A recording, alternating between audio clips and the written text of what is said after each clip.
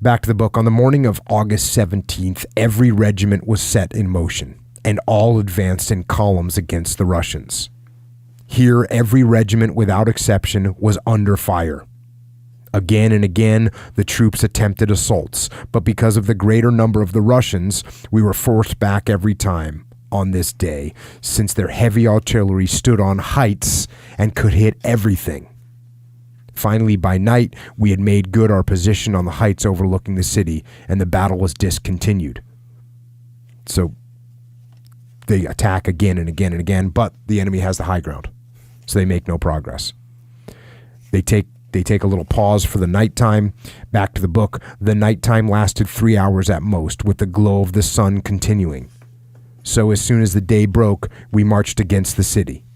The river was crossed below the city. The suburbs on the northern side were stormed, set on fire, and burned up. My company's doctor, named Stubble, had his arm shot away in crossing the stream, and he died afterward. No longer could I pay attention to my comrades, and therefore knew not in what way they perished or were lost. Everyone fired and struck at the enemy in wild madness, and no one could tell whether he was in front, in the middle, or behind the center of the army. Finally, while cannonballs kept on raining out of the city, we stormed it. With the help of heavy cannon, most of the supporting piers on the high old city wall on which the Russians were defending themselves from the inside were partially destroyed.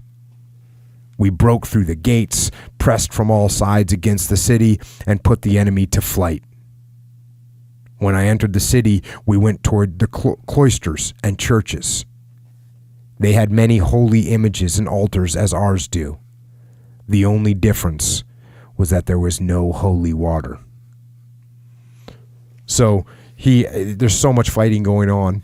It's so bad he can't even keep track of who's dying and how they're dying. They don't know where the enemy is. Eventually, they pound the Russian positions hard enough with artillery that they're able to break through. And when they get in there, they go to visit the churches.